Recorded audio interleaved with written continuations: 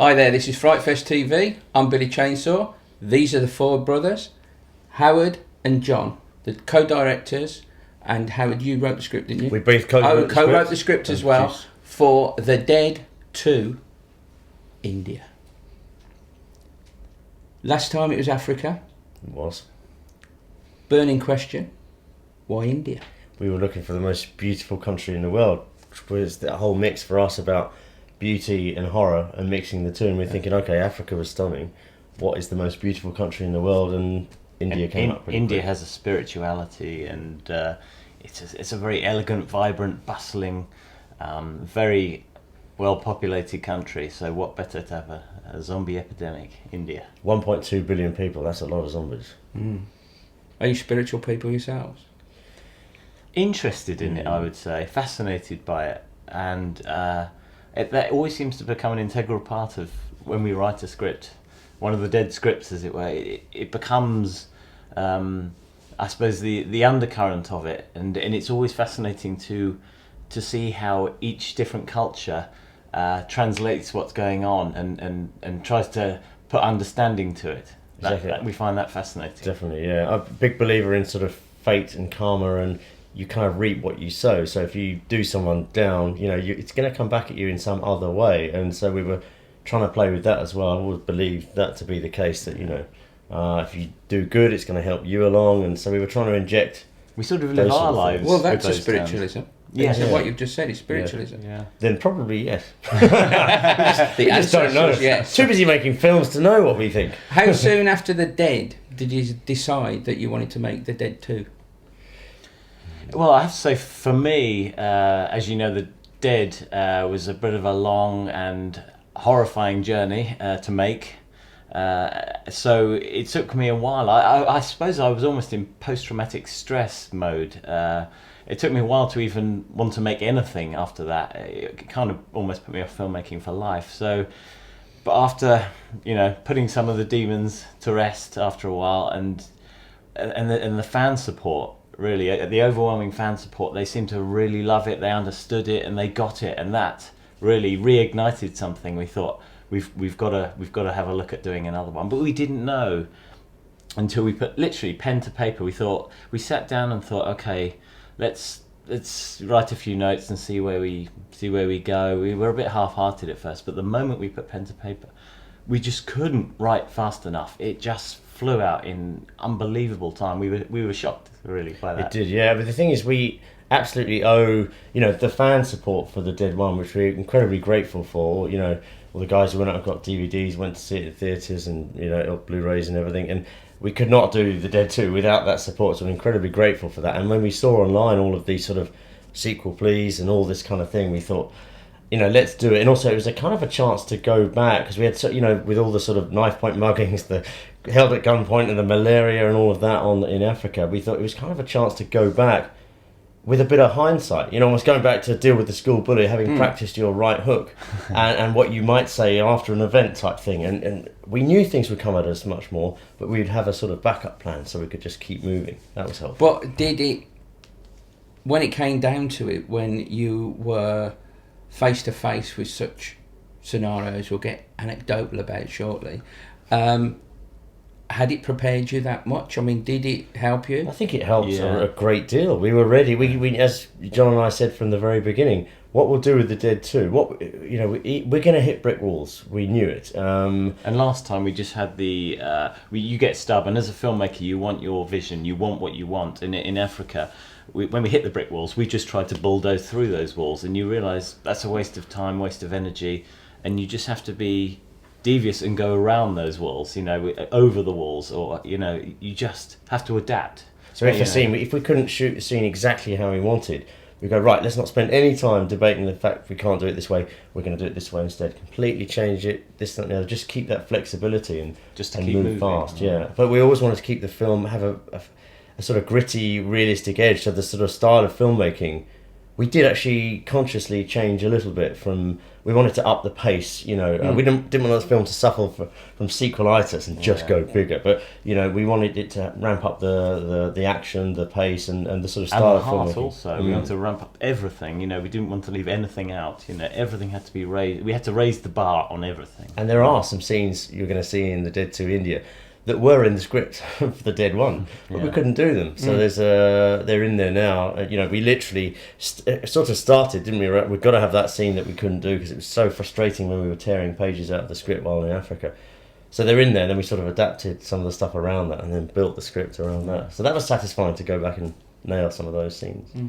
I mean, for me, like, filmmaking is obviously a challenge anyway, regardless of what kind of film, what genre, whatever it is. Absolutely. But you seem to really embrace the Uber challenge. It's kind of like, it's like you're creating this great challenge when you go and make a film because of where you're going to film it, and knowing that so much of it has got to be shot on the hoof, total guerrilla style, because of the environment and the people that you're going to encounter. You know, there's no close sets or anything like that. Absolutely. Yeah. It's self-flagellation, it must be. Yeah. We're Well, I think beating ourselves up. I was sitting there thinking, I think they've developed their own personal subgenre, and that's masochistic filmmaking. It is, I love I know. that. But Yeah. we're not really masochists, which No. is the strange thing. We've kind of created this thing, and it's become bigger than us, and it's sort of, and now when you create something, you're in it, and you're not stuck in it, but it's. We don't go looking for those horrible moments and those, you know, the stressful filmmaking horrors. Believe you me, we'd love to be shooting in Saint-Tropez with hot babes in a jacuzzi.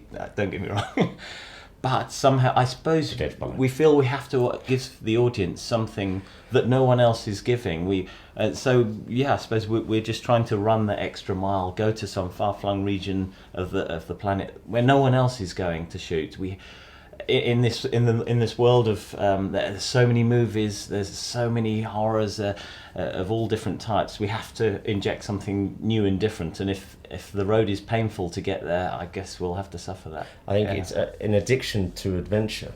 For me personally, if I wasn't making films, I want to be on the front of a ship discovering new lands. Unfortunately, they're all discovered. Yeah. You know, whether it's a reincarnation thing, I feel just completely got to cover new ground. It's partly the adventure. Okay, let's make a film at the same time, but there's a lot of adventure involved personally as well. I mean, even when we're not making films, you know, we had it was just before the first Dead, for instance, just as one example, we were snowboarding in Bulgaria, and we went to some really off-piste, dangerous places, and very nearly died. I mean, it was so 7 close. hours on the side of a mountain, no food and water. And it was, we do this kind of thing, and we off-road through the mountains of Thailand on motorbikes, and we do love adventure, we love excitement. I suppose maybe we're adrenaline junkies, and we bring that into filmmaking. It sounds like the films are like just complete extensions of your personality. I think so. We're very aware, unfortunately, we've been very aware, John and I, since young, of our mortality.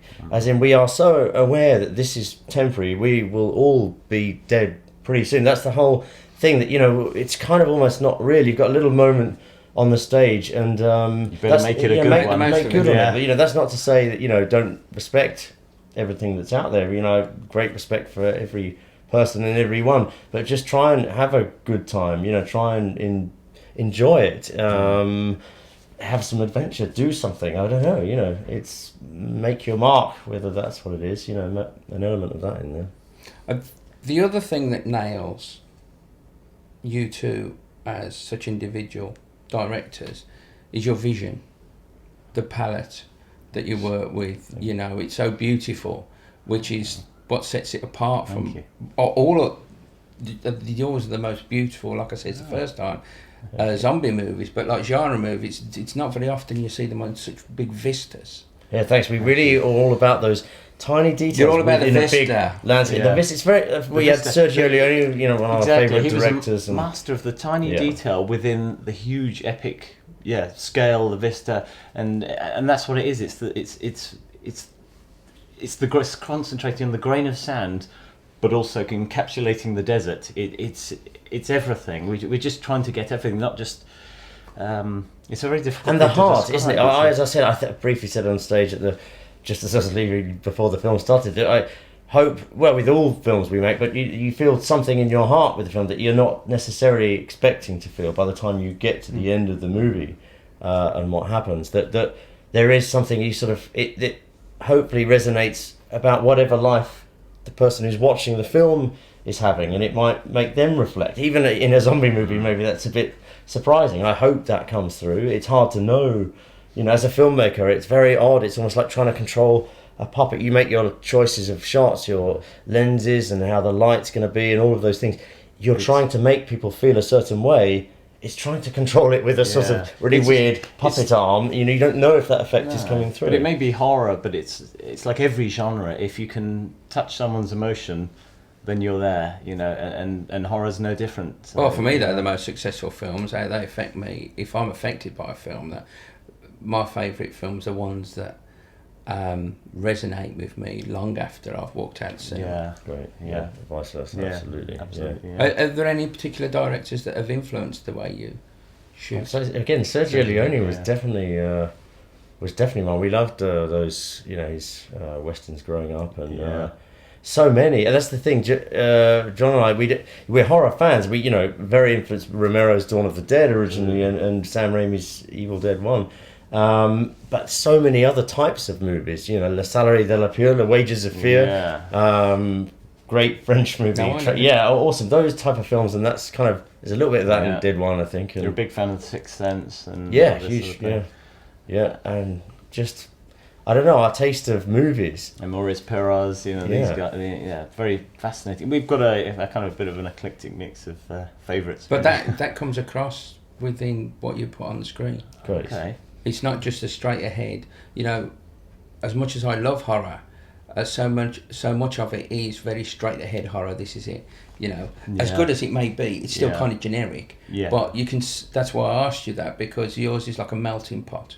It's not just a horror film. Right. You can see that there's other influences seeped into it. For us, I mean, for me, I think for both of us, really, we started with horror. We grew up with horror. That was our access into it. Even the low budget horrors, I think, watching them, it sort of gives you access to, okay, I feel I could probably make that. If a production values are quite low on something, you think, okay, maybe I could do something like that, and then you have a go. So we've come from horror, but then along the way we've integrated many other types of genres in there. I get tired if I go to a film and it's just just special effects, just production value, whatever it is, and there's no heart and soul in it. I suppose the soul maybe is even more important, but if you have an experience like that, there's nothing to it. You can have all the explosions and all the special effects and the huge grand scale stuff. If you don't care about a character or feel something for their plight, there's just nothing.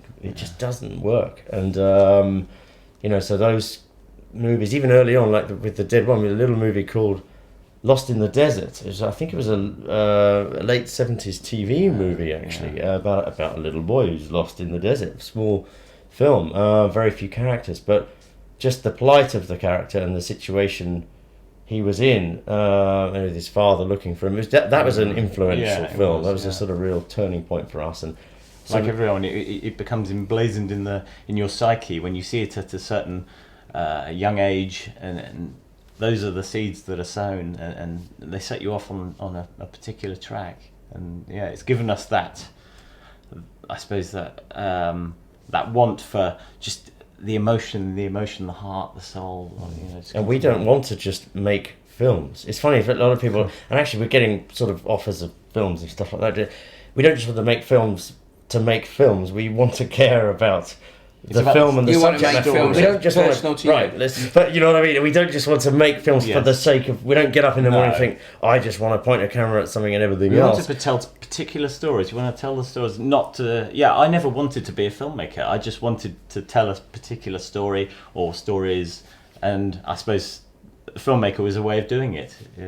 I'd love to be like, just have some artistic abilities to draw a picture on a piece of paper and go, that I've done my art. But unfortunately, when you're a filmmaker, you need a whole entourage of people, certainly to do what we do, and to go off. So if we're going to go and do all that, we're not pointing the camera out of our bedroom window or in our back garden.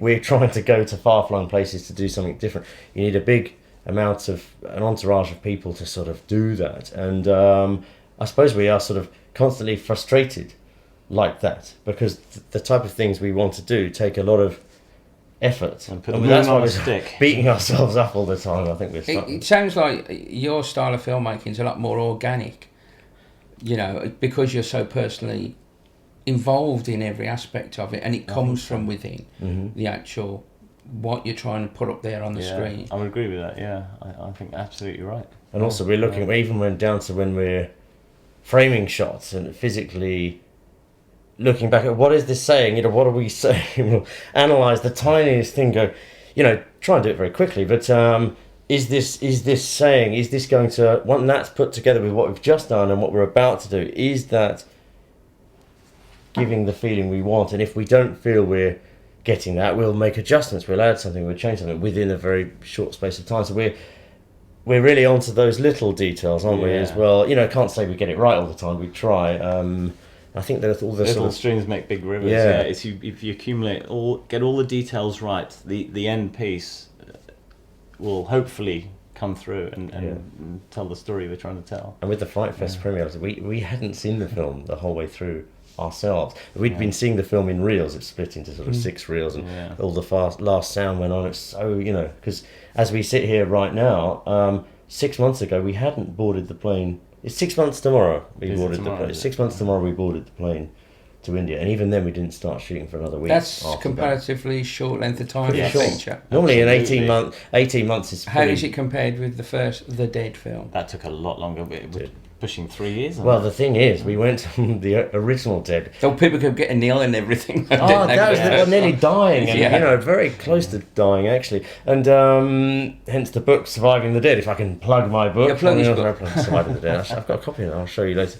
But of all the hell that went on, we went to Africa originally for a 6-week production period. We ended up, it took us 5 weeks to get our kit into the country after all sorts of problems. And then everyone got ill and everything else. We were in Africa in the end for 3 months, and we shot for about 4.5 weeks. So we shot for less time in double the time. So how did it compare this time from entry into India? Was it easy to get in? Was it easy to motor around and stuff? Yeah, well, I mean, covertly here and there. Yeah, there's a few covert moments where we had to, you know, filming in bustling cities like Delhi, Jodhpur, Jaisalmer, and not the opening shot. Yes, some of the opening montage, you know, that was shot. I think the moment we arrived. There's a little bit of Mumbai there, but essentially that's. We hit the ground running, really. That one, there was no waiting around. The Tart sequence stuff was done within the pre-production week, wasn't it? Yeah, it was just sort of us. We just got shooting straight away. We didn't waste a minute. It was putting all the wrongs right from the first one. So very satisfying to do that. And then I think Joseph Milson came in about week or 10 days later, wasn't it? Yeah. And as soon as he was in, it was like straight in there. I think literally he turned up on set. Yeah, I could see you. Right, just we're gonna throw some blood on your face because we're doing the end scene. And he was just literally right in there waiting for him. But my God, did he deliver? He really did. He's amazing. Yeah, just pointing the camera at him, thinking, "This is some of the best acting I've ever seen." It's happening right before my very eyes. So what about the zombies then? I mean, how did the locals take to being made up like that? Well, yeah, because it must have been a bit odd for them, because we've already talked quite a bit about spirituality and all that kind of thing, and you know, the living dead. I mean, it's something that resonates with them greatly. Yeah. So how did they take to? Well, they call it Zinda Lash, which is living death. Living corpse. Corpse. It's sort of a live corpse, really. Okay. There's no exact. We tried to find the best translation for it, but Zinda Lash seemed to be it. So it's funny, in every single culture that we've sort of investigated, they all know about this. They all have their version of it, which is quite bizarre. So they, after a few instructions, they did kind of get with it, and the zombies took on their own life, if you excuse the expression. But they were faster. I don't know if you noticed that they were ramped up a little. They were a little quicker. We allowed ourselves a quarter increase. We discussed. Yeah, I mean it was intentional, but they naturally did their zombies quicker, which was interesting. And I have to say, the zombies seem a little more live than the first time round for some reason. I don't know why that is. Maybe it's the heat or something. But they did. Yeah, they took to it quite well. I would say. Don't get me wrong. They were quite difficult to coach in the zombie walks. They found it hysterically funny, and they were all laughing about that continuously. So we had to cut around a lot of laughter, which is nice. But culturally, which is a very good point, because we'd heard stories of things like Indiana Jones going to do. Spielberg went out many years back to go and do, the Indiana Jones thing, and because of the way it was and some of the witchcraft elements, they literally refused to be a part of the film. That's how the story goes, that they refused. So we thought, well, if Spielberg is going to have a problem, because when he went to the villages, they were worried about this sort of witchcraft element. Are we going to have this? So, and there were times where people just absolutely didn't want to do it. We found a weird thing with women. We were not allowed to have some women in the film. We were getting very, very worried, because we go to the villages. These guys, lovely though they were, would spend all day smoking cow shit, dried cow shit, which is what they did all day, while their ladies were out working their asses off, in the fields all day, and then they'd come back in the evening, cook, probably work their asses off even more, I don't know, but and do whatever for the man. But we were not allowed to hire the women. We were like, no, you can't. There are women. They work for us, they do need. Don't get me wrong, I'm no women's liver, but they do need a bit of their societal way, though, isn't it? I think it is. Yeah, there's no way around that. I mean, that's their way, and absolutely. But we took. There were times we started thinking, are we going to have to get dressed guys up, as girls, and we just sort of. Mainly we had to bring. We didn't have to do much of that in the end. No. But we did have to bring a few sort of busload of extras from quite far away to sort of balance out the female male aspect. The further into the rural areas we went, the more strict that became. In the nearer the cities, it was a bit more free and easy. Then you'd have stuff where we wanted to lay some bodies on the ground, and we couldn't lay. There was this woman would be perfect, that man would be perfect. No, they can't lay on the ground together. They're not married.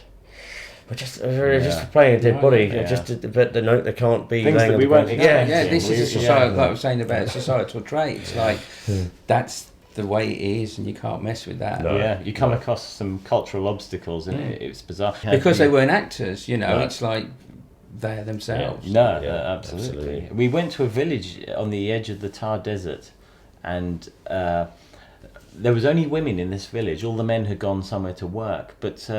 Our driver, we were just taking a few practice setup shots, and our driver managed to say something to them that upset them, and the next thing we knew, we were being stoned.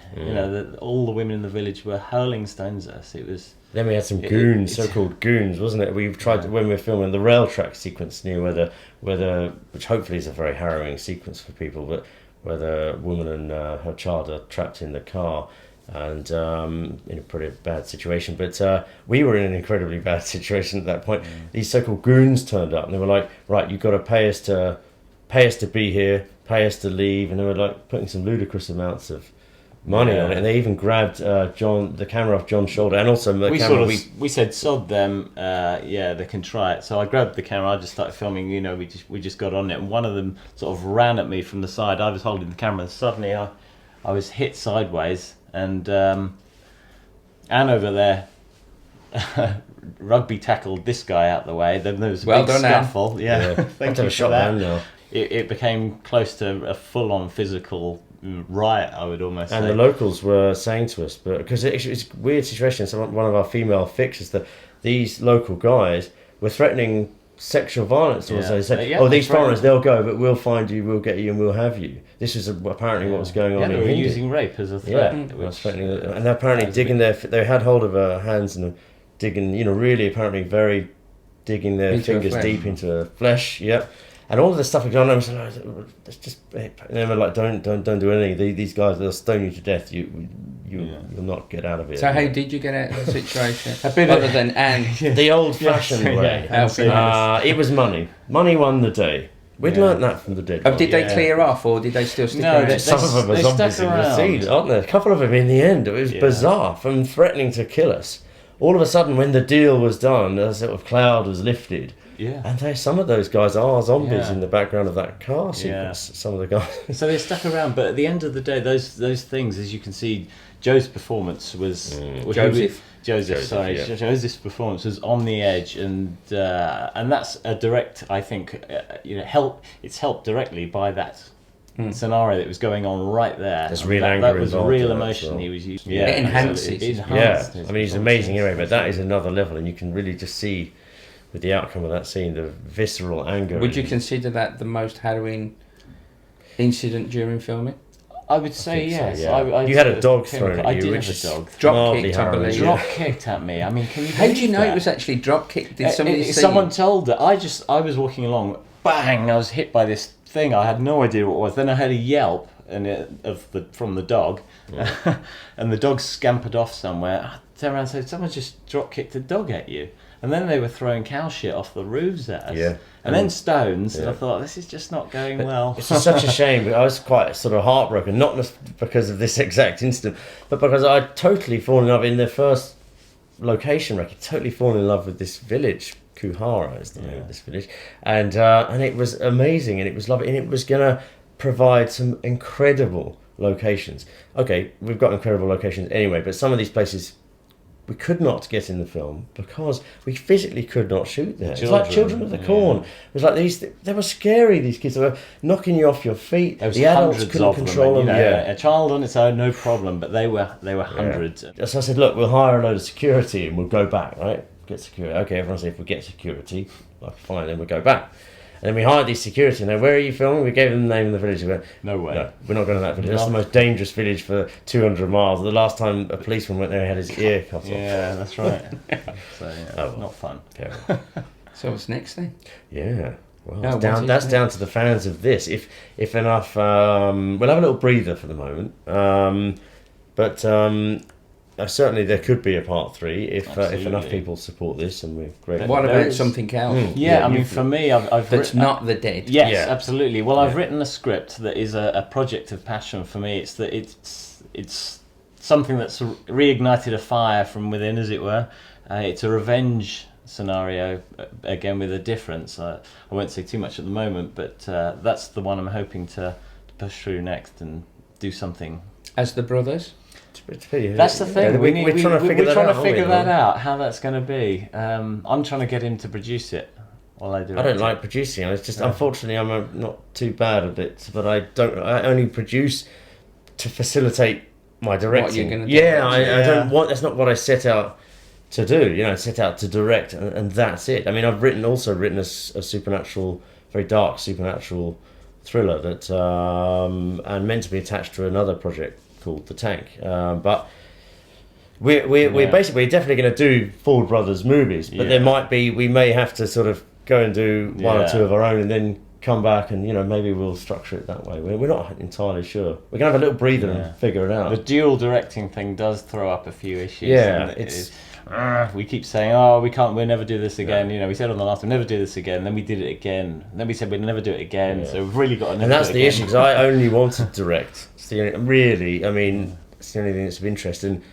so co-directing is difficult because you really just want one brain at it, and so the producing is there just facilitating the directing. So I don't really want to do it, but at the same time I want to support what you're doing. There's something about the mixture of our personalities, because we are chalk and chilies. You might be, but you're totally symbiotic at the same time. Really? Your relationship, I think you work totally. Yeah, there is that. Yeah, I suppose there is that, and we do have a bit of a shorthand in that way. But I'm very much from the oddball school of filmmaking. I was brought up in the most obscure, bizarre, cult, trashy movies, and that was where I'm from. But you were from a sort of slightly. I'm probably slightly more on the commercial side, I must say. Side. Yeah, mainstream commercial. So I think that's what the Dead films have done. They've married art house and mainstream in a funny sort of way, and I suppose that's what gives them. I guess when you're trying to create something together, there's always going to be friction and these sorts of things. That's the price you pay for getting something a little different. If there wasn't, maybe that helps make it interesting. But the writing, when we sat down, as John said earlier, but when we sat down to write the script for the Dead, that did happen incredibly quickly and incredibly easy.